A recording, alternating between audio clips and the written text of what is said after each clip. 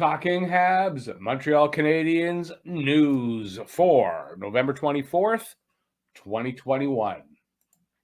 Hey everybody, I'm Rick. Welcome to Talking Habs, where you get your daily fix of Bleu Blanc Rouge. All right, so this is a news video. I've gathered a whole bunch of different things, and I'm going to give it to you right now. It's in no particular order, but I got a lot of stuff. Benching Norlinder for a mistake that led to a goal. How is the kid supposed to learn if not by making mistakes? And if how can he go out there and develop if he's afraid to make mistakes? You got to let him be who he is, and we need this kind of defenseman, and you got to allow Norlinder to play. Mark Berger had a press conference the other day. Was asked, "Can Mattias Norlinder make the team and stay with the team the rest of the season?" And he said that there's a possibility. But it depends on when Edmondson comes back, Joel Edmondson, who should be returning soon. I have a story about that.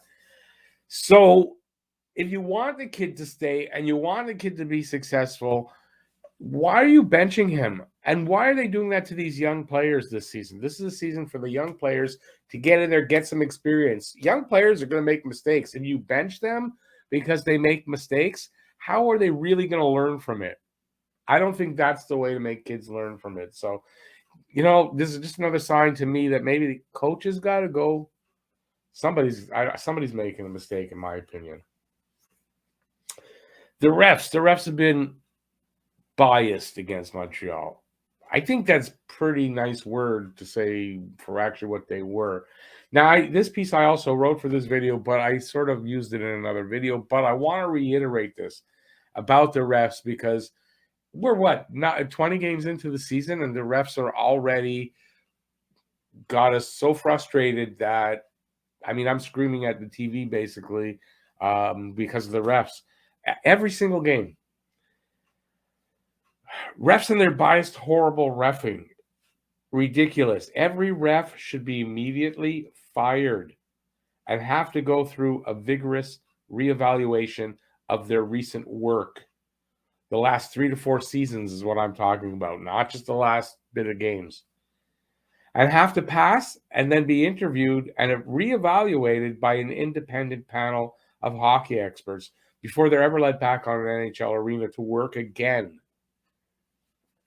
Now, I guess maybe not immediately fired because then I don't know what the rest of the season would look like with minor league refs. But in the offseason, they should literally let these guys go and reevaluate them, rehire them if they pass, find new refs if they don't. I'm just like, I'm tired of the refs seem to want to make the games about themselves, and we're not watching hockey games to watch the refs show off. Point final. Subscribe and ring that notifications bell, and hey, give a thumbs up. Montreal is playing Washington on tonight, as a matter of fact. Although I am filming this on Tuesday, but they are playing Washington on Wednesday. And Alexander Ovechkin, everyone knows, he is now 4th overall in goals all time in the NHL. He's chasing Jagers ahead of him, Gordie Howe, and Wayne Gretzky. So I kind of didn't think that he was gonna do this run. He still has, I think, like 150 or some odd goals to go to catch Gretzky. And you know what? I thought that he's getting a little older, that he would start slowing down. Well, Ovie sits with 15 goals and 15 assists in 19 games. Now, that's as of the 22nd. I'm filming this on the 23rd, so I don't know if they played last night or not. He's on a tear, and he's definitely going to break. I think he's definitely going to break the goal record, and I think he can get into the conversation for maybe best ever. I'm not saying Alex Ovechkin's the best ever hockey player, but you know what? If he can get that goal scoring record, I think he automatically gets into the conversation. I think that's for sure. I think the one thing he has to worry about is injury. He's getting to be a little older. As long as he stays healthy, he doesn't seem to have lost anything in the goal scoring department. Yeah, I think as long as he can stay healthy, he's signed for, I think, another 4 years. I think he breaks the record. I'm not happy about it really, but I'm an older guy and I don't really want to see Gretzky. It's kind of my era. But I know for you younger guys who really didn't see Gretzky play, yeah, you must be all excited about this, and I get it, and I think he's going to do it. Birthdays. Happy birthday to Ivan Cornway. He turned 78 on November 22nd. Ivan Cornway, the road runner, the only guy I've ever seen, because I don't think I've ever seen anybody do this, but have a breakaway, skate in on the goalie, and at the last second, be right-handed, flip the puck over, flip the stick over, and score. Totally, the guy's bought into the right side. I've never seen anybody do that before, and I've seen him do it a number of times. So Ivan Cornway, I want to say underrated. I think people think of him, and they think of him in a very underrated way. This was a really damn good hockey player. He was only 5'7", I believe, and he was just a great hockey player. Heart like a lion. Ivan Cornway, 78. Jacques Laperriere. Jacques Laperriere turned 80 on November 22nd. Jacques Laperriere, I don't know if a lot of people know about him. My biggest memory of Jacques Laperriere is a commercial when in the 70s for Instantine. It was a headache pill. And I'll never forget the way he did the commercial. I'm not going to get into it now in fear of getting canceled. He was the Calder winner, the Calder Trophy winner in 1964, best defenseman. I think the year after, the best defenseman overall in the league, but a really underrated defenseman as well. So I guess it's the birthday that day of underrated hockey players. And today, November 23rd, Saku Koivu turns 47 years old. Saku Koivu, the tied with Jean Beliveau for the longest running captaincy in Montreal Canadiens history. He never won a Stanley Cup, no, but he was a great player. Came back from cancer during the season to play, and I'll never forget that, the standing ovation, just the electricity of that game. Saku Koivu, a great leader. Yeah, his teams didn't win a Stanley Cup, but they weren't very good. They weren't very good, and it was not his fault. It was management. They couldn't put anybody on the ice to make it a good team. It was just a horrible era. But Saku Koivu was a guy you could respect, and just a great hockey player, in my opinion. So Saku Koivu, 47 today, November 23rd. We want you to become a member of Talking Habs. Caden Primo sent back to Laval Rocket. Now, that was yesterday, and then it signals the return of Jake Allen, of course, because they didn't call up McNiven or anything like that. So it was an update is today, Coach Ducharme confirmed Allen will start on Wednesday in Washington. So Jake Allen back from concussion. He missed 4 games, and good to see him back in the nets. Not just because, okay, maybe we'll win a couple of games. Just good to see him back being healthy. It was just a freak kind of a hit. And he credits the spotter, the NHL concussion spotter in the stands, for pulling him from the game. He's very glad he did that. And so he's back on Wednesday. This is something very interesting, and I get this. I'm not going to say there's any credibility maybe to this story. I saw this on Twitter. Don't know the validity of the guy saying this. Apparently, Marc Bergevin was on French radio 2 days ago, and I guess the question of Corey Perry came up, and he was asked about it. And he says Corey Perry didn't leave because of money or length of contract that was offered to him. Now, the guy writing it says he's reading in between the lines, and that he thinks that it means that he left for his family, less restrictions in Florida. Obviously, there's no restrictions, and because of the restrictions in Canada right now for COVID. So apparently, though, either way you look at it, apparently he didn't leave because of the contract offered or the money or the length of term. I don't know what it means, if this guy is right or there's some other reason. On the injury front, Joel Edmondson. Now, this I'm going to read. I wrote this, and then there was an update, and the update kind of contradicted it, but I want to read it to you. So Joel Edmondson joins the team for his first full practice, and that means full contact on Monday. Now I'm doing this on Tuesday. Edmondson will accompany the team on their 3-game road trip to Washington, Buffalo, and Pittsburgh. He's not expected to play, but if he doesn't have a setback, he should be back in the lineup next week. Update today. Getting updated. Nope. He's still wearing a non-contact jersey. The rest of it's true. He's going to be with the team. He is practicing with them in a non-contact. But yeah, the question is, he may be back next week. Instead of saying, yeah, he should be back next week, now it's he may be back next week. So fingers crossed for Joel Edmondson to be back. That's a guy we definitely need.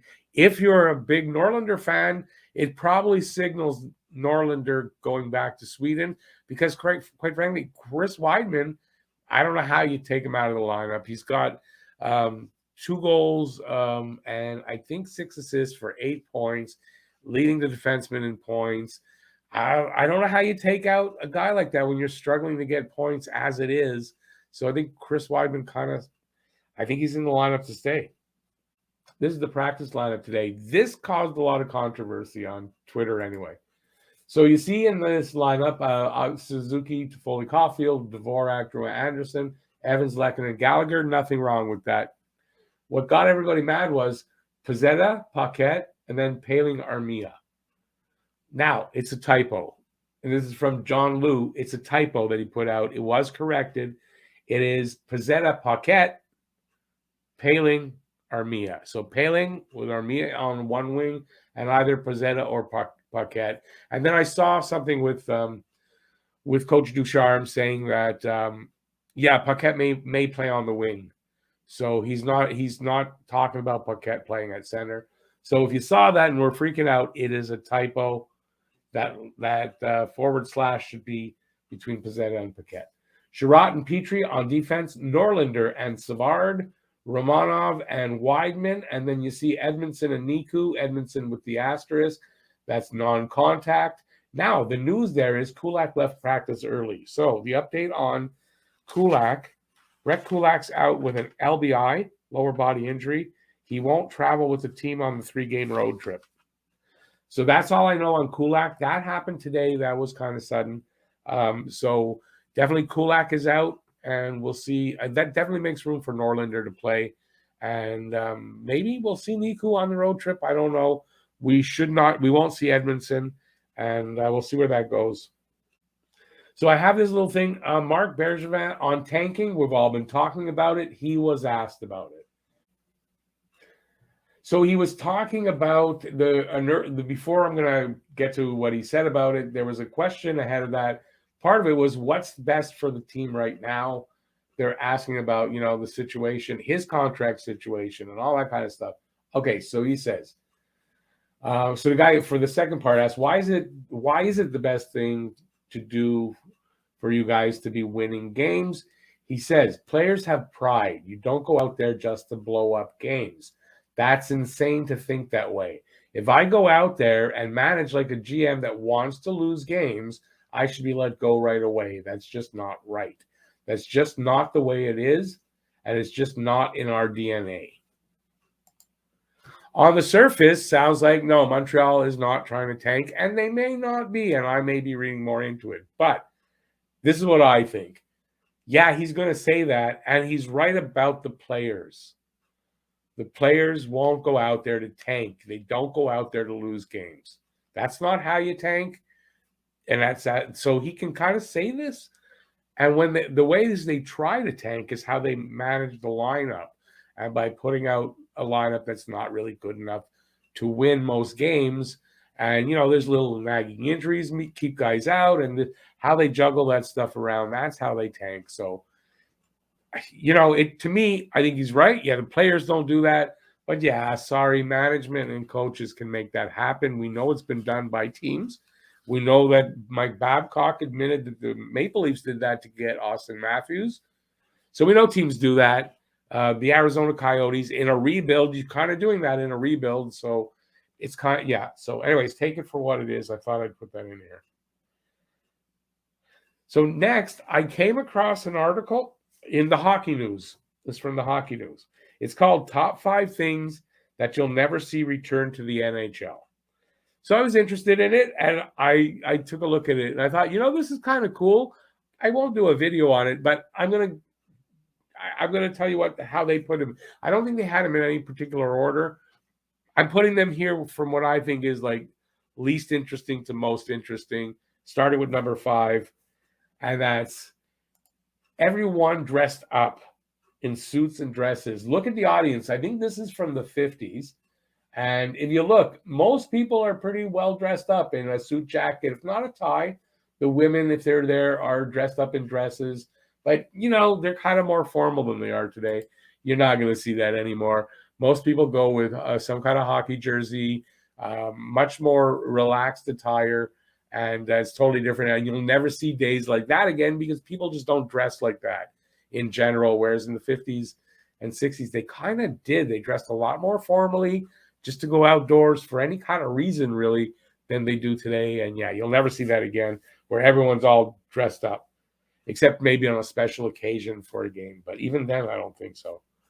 Number 4, and this is the Boston Garden I'm showing here. Rinks with less than NHL standard ice sheets. Boston Garden used to be 191 feet by 83 feet. Buffalo's odd was 196 feet by 85 feet. The old Chicago Stadium was 188 feet by 85 feet. So every NHL rink is now the standard 200 by 85. So, and that's, I write here, hence the term 200-foot player, right? Because the standard size for a rink is 200 feet by 85 feet. So there's the term 200-foot player, as you mean he can play on both sides of the ice or ends of the rink. Subscribe and ring that notifications bell. And hey, give a thumbs up. Number 3, and this one you definitely won't see anymore at all, players endorsing tobacco products. So players used to be able to smoke in dressing rooms and during intermissions. And you can think Guy Lafleur. This is Guy Lafleur, though, with the Quebec Rempart. But he did this in the dressing room when he was playing with the Habs.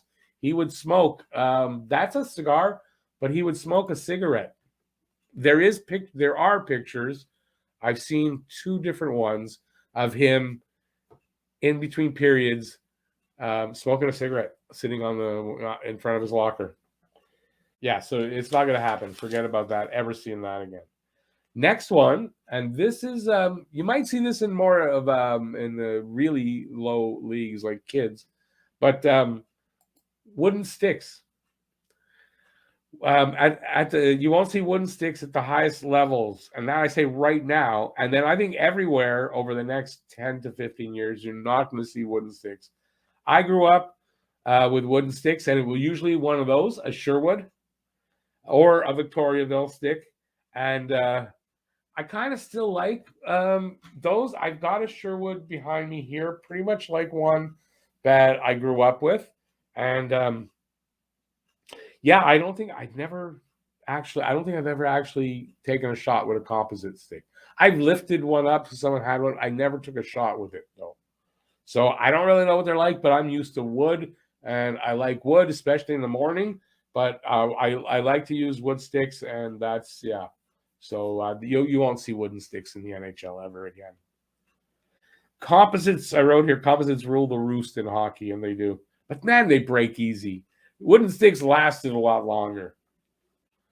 Next, and this here is an all-Canadian NHL roster. I know it's the Canadiens, but in the 50s and 60s, I mean, all the players pretty much on all the teams, besides the odd American player, was the Canadian. So on average, NHL teams now have 7.4 players from outside North America, let alone Canada. I don't know who the 0.4 is. Must be the small guy on the team. So with so many countries producing NHL caliber players, an all-Canadian NHL roster will never happen again. Sad, but I mean, it was inevitable. Columbus Blue Jackets lead NHL teams with players from 10 different countries on their team this season.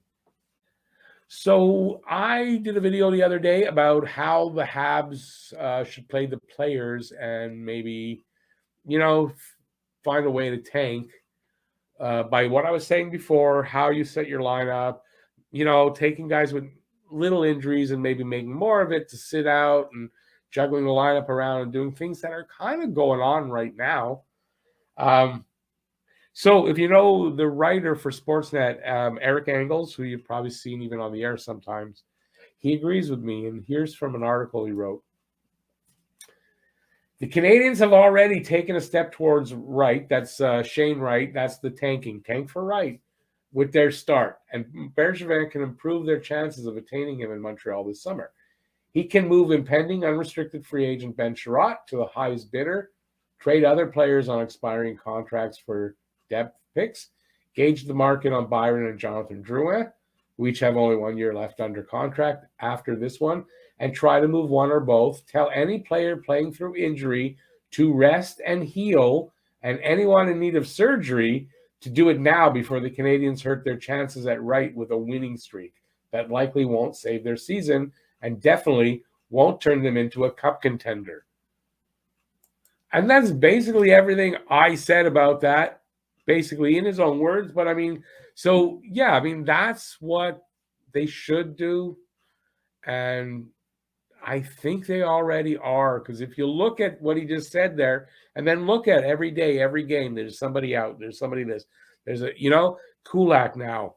There's always something going on with bodies moving here and there. And I wonder if that's not the management already starting to make those maneuvers to tank. So while we're going to be coming down on Ducharme about how bad the team is, but maybe it's almost a design in a way by the team to try to get at least a good draft pick. Will they get Shane Wright? Maybe not.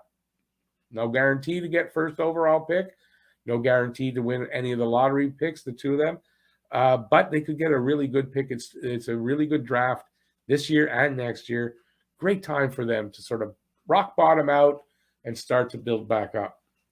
I have a Carey Price update. Carey Price hasn't skated with the team since 2 Mondays ago. I'm filming this on a Tuesday, so not yesterday, the week before. He continues to work out in the gym to get back into shape. And don't forget, that month that he was off, that kind of signals that he didn't do any skating, obviously, or work out. He was recovering. It was a mental health thing. He was recovering that way. He was not working out. He needs to get back into shape. He's still in the gym. And he's also receiving treatments for his knee. And that's according to Coach Dom. And according to me, that's it. So that's all the news for today. The game is tonight in Washington. It's a 7 o'clock start. The pregame show here on Talking Habs is at 6. Hopefully, you guys will join me for that. I'll have all the pregame stuff, stats going into the game, all that kind of stuff. And we'll talk hockey, and we'll talk about the game. So hopefully you'll join us for that. And that's it. Thanks for watching.